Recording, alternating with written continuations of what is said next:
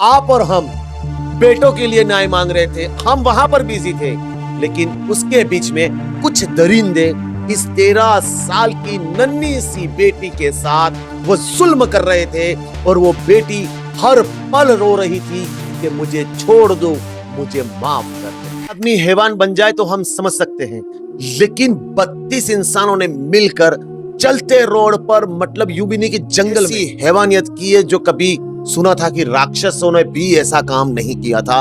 वो काम उस भूमि पर हुआ है जहां वीरों की भूमि कही जाती है। हाँ, राजस्थान के गंगानगर में 13 साल की एक नन्ही सी गुड़िया के साथ वो हैवानियत हुई है जो सुनने के बाद हर एक की रूह कांपने लग जाएगी। वहां पर वो हैवानियत हुई है जो सुनने के बाद हर डर जाएगा कि मेरी बेटी को बाहर भेजूं या नहीं भेजूं।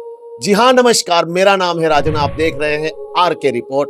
और आज हम उसी वीरों की भूमि की बात कर रहे हैं जहां पर कई वीरों ने जन्म लिया है, लेकिन आज उस वीरों की भूमि में गंगानगर, श्री गंगानगर में एक ऐसी हैवानियत हुई है जो 13 साल की बच्ची के इन दरिंदों ने, बच्ची पुकारती रही, क्या हालत हुई होगी उस बच्ची की जब 32 दरिंदों ने उसके साथ बलात्कार किया था। उसके साथ मतलब वो भीख मांगती रही होगी उन होटलों के कमरों में जहां पर 3-3 होटलें बदली गई।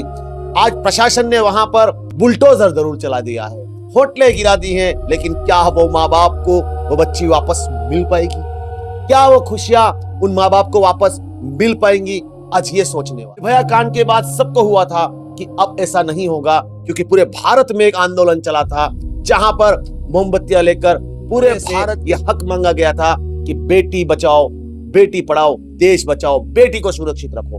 लेकिन आज जो राजस्थान के गंगानगर में इन 32 दरिंदों किया है, उससे हर एक माँ, हर एक बाप के आंख से आंसू निकल रहे हैं कि 13 साल की नन्ही गुड़िया जो ट्यूशन गई थी, वहां से एक रिक्शे वाले को ये बोलती है कि भैया क्या मुझे आप घर तक छोड़ दोगे? उस दरिंदे ने ये कहा कि हाँ, मैं घर तक छोड़ दूंगा, और मात्र 1000 रुपए में वो किसी होटल वाले को उस नन्ही सी गुड़िया को बेच देता है। उसके बाद 32 ऐसे दरिंदे, ऐसे राक्षस उस नन्ही सी 13 साल की बच्ची को नोच खाते हैं, 3 होटलों में बदलते रहते हैं, और वो ना कोई जंगल में थी ना ही कहीं और, गंगानगर के उस मेन इलाके में जहां पर रोज की लाखों की संख्या में आवागमन होता है।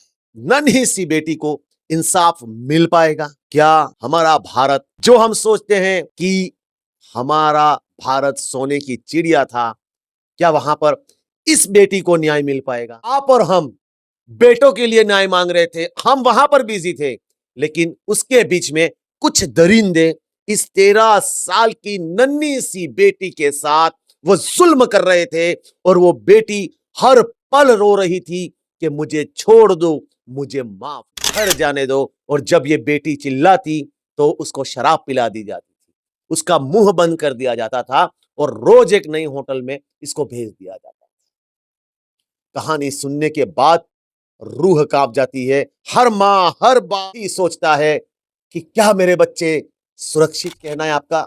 अपनी राय कमेंट बॉक्स में जरूर दें, और इस बेटी के लिए, न्याय के लिए सभी मिलकर गुहार और आवाज जरूर उठाएं। जय हिंद, जय भारत, वंदे मातरम।